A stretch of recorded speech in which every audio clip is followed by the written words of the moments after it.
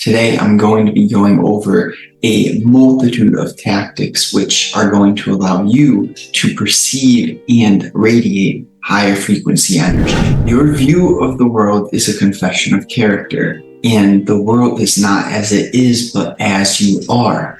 What does this mean? Essentially, it's leading to the idea of lens and perception. If you know an analogy, you're wearing a certain tinted glass lens, then you see everything in that tint. And therefore, we want, well, not everyone knows what they want, but deep down, there are two options if I generalize. One route is to view things through a lifelong learning lens where you find the gold in the dirt, you turn your previous curses into your blessings. Or option two is, woe is me, life is so hard, why did you do this to me? Why can't I ever catch a break? Yeah. And you feel it. Just there's a difference when you come across people in those two categories. Immediately, whether you notice it or not consciously, your subconscious realizes, for example, if someone walks into a room, you may not realize exactly which option they have taken immediately, but over the next couple minutes, you can just sort of it spreads. Energy is contagious. Like, they don't even necessarily have to be speaking. You can kind of just feel through body language and just how they are carrying themselves. If they speak, pay attention to their tone of voice. The tone of voice, like if you hear me right now, so I'm talking serious, different tone, or I'm talking how I normally talk when I'm flowing, or like, oh my gosh, whoa, like you hear, and of course I give extreme examples, but that is so, it's clear, the lesson is clear. See, when giving examples, it's very beneficial to give the extreme so that people truly grasp the lesson. If you go into the nuance before the foundation is set, then it usually isn't as successful in our goal of being lifelong learners. So when you inevitably get whacked by life and something occurs in which your ego is like, why did this happen to me? See, I'm not saying that you shouldn't ever have those thoughts because it's human nature. What I'm getting at is how quickly can you notice that you're having a low quality thought, catch yourself having that thought, and replace it with something healthier. So that is earned. You earn that ability of catching yourself quicker and quicker through changing your lifestyle and changing your habits. It's important to understand that life is not meant to be perfect. It's not rainbows and fairy tales because, okay, yin yang. If the tide never came in, how would you realize the tide was out?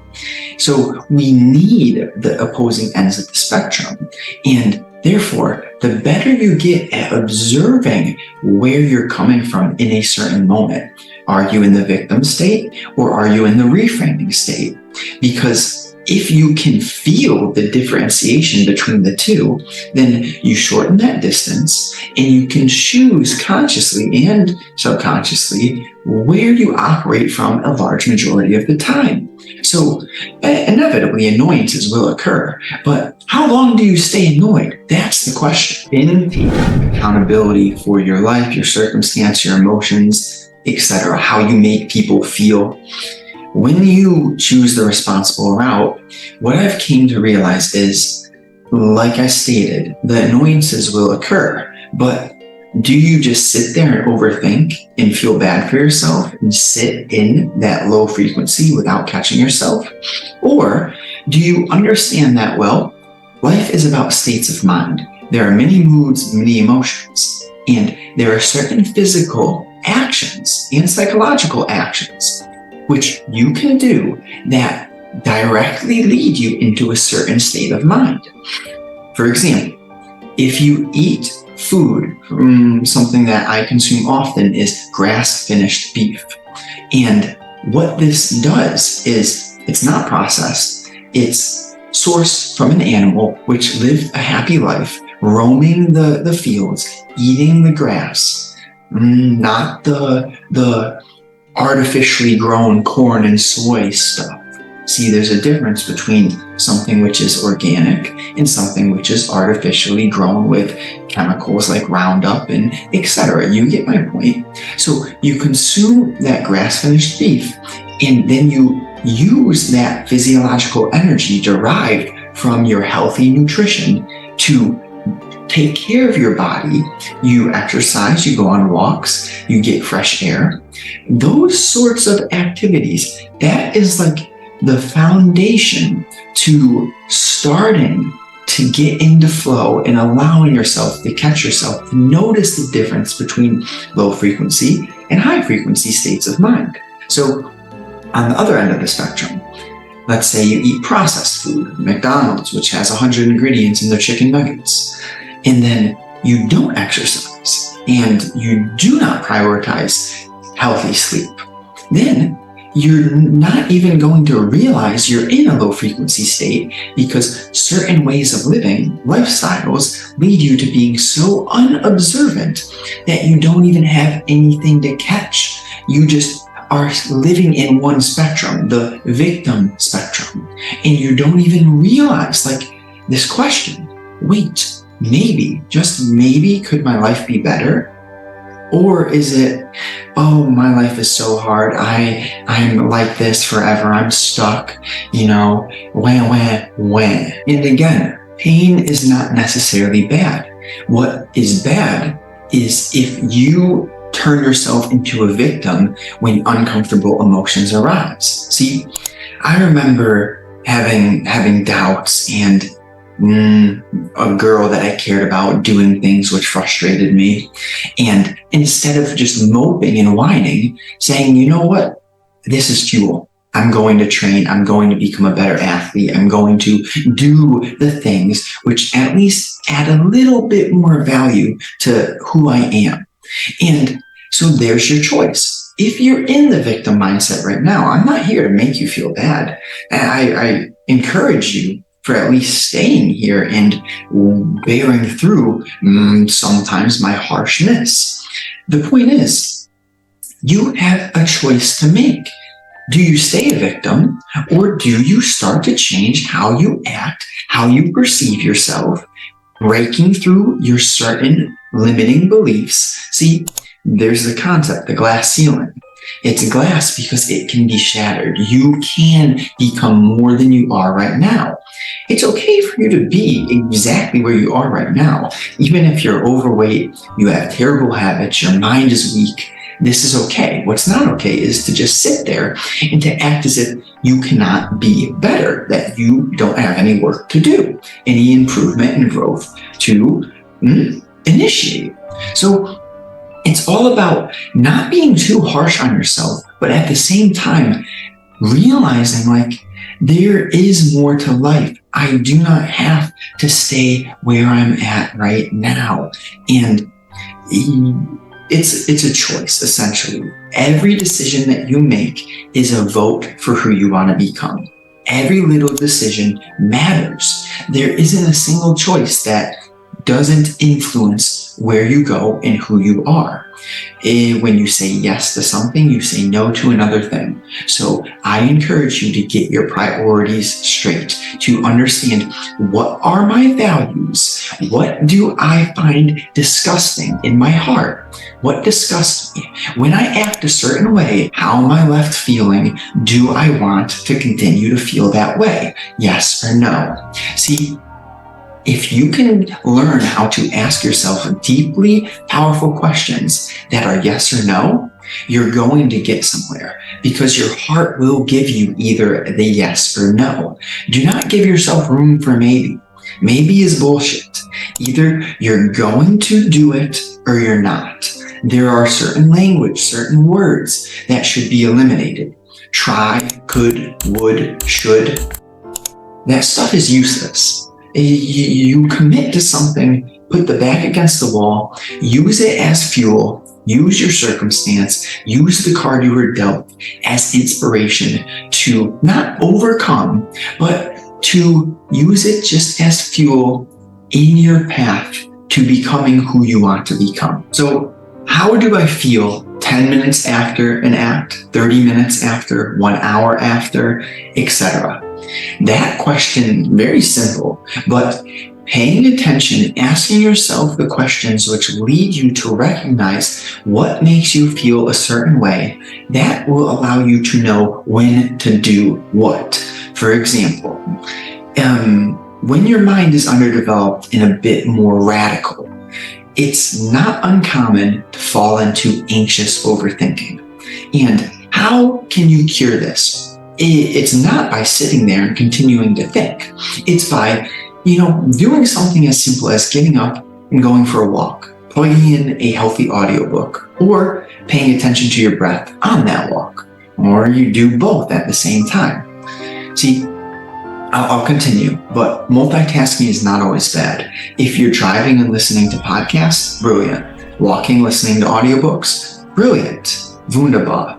That means wonderful. See, and then there are other terms of multitasking, like if someone's talking to you and you're scrolling on your phone, that's terrible.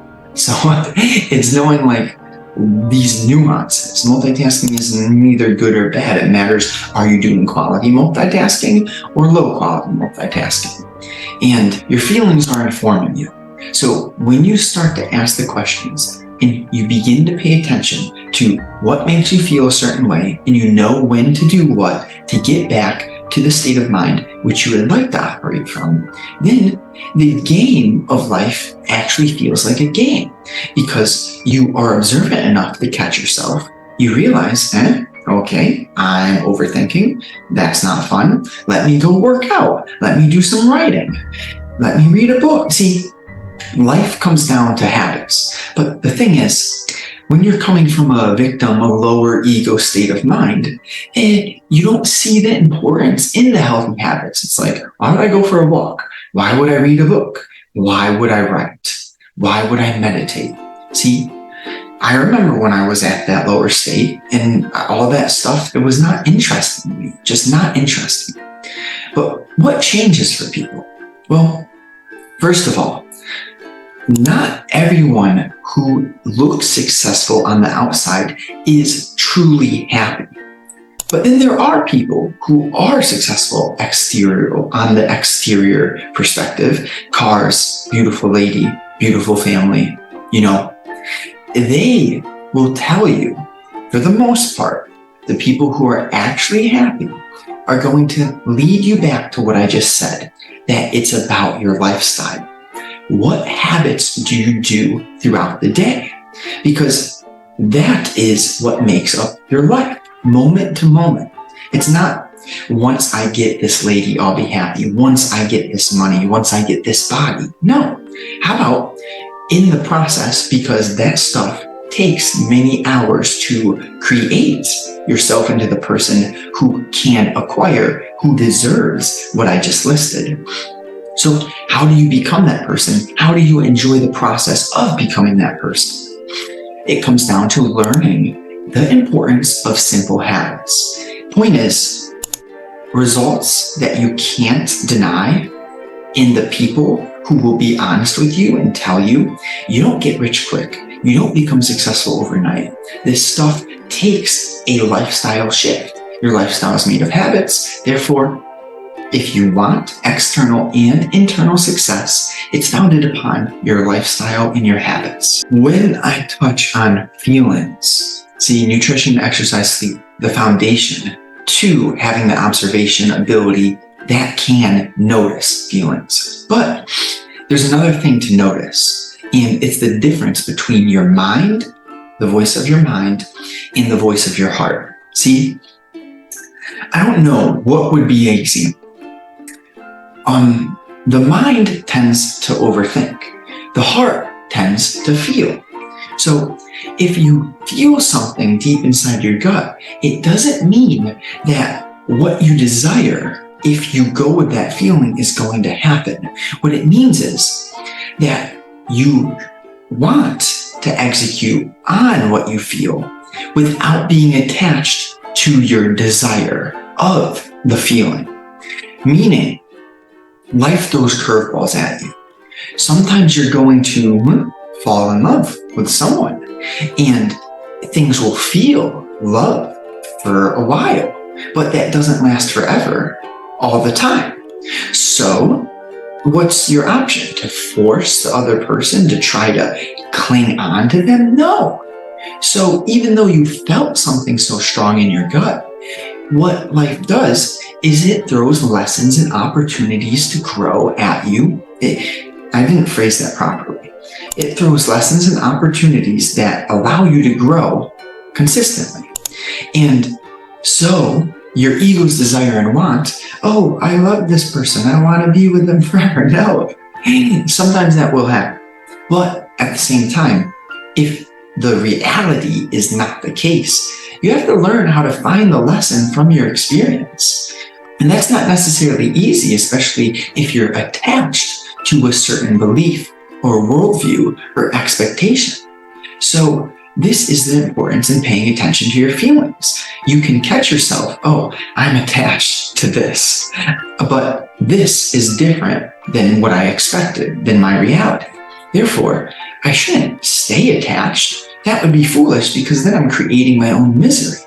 Rather, okay, I'm having a different reality than I expected. Well, how can I learn from this? What am I meant to grasp from this situation? In attempting to listen to your gut, your intuition, your heart, we want to understand that the mind is very useful. If you only use the mind, you're fucked. If you only use the heart, you're fucked.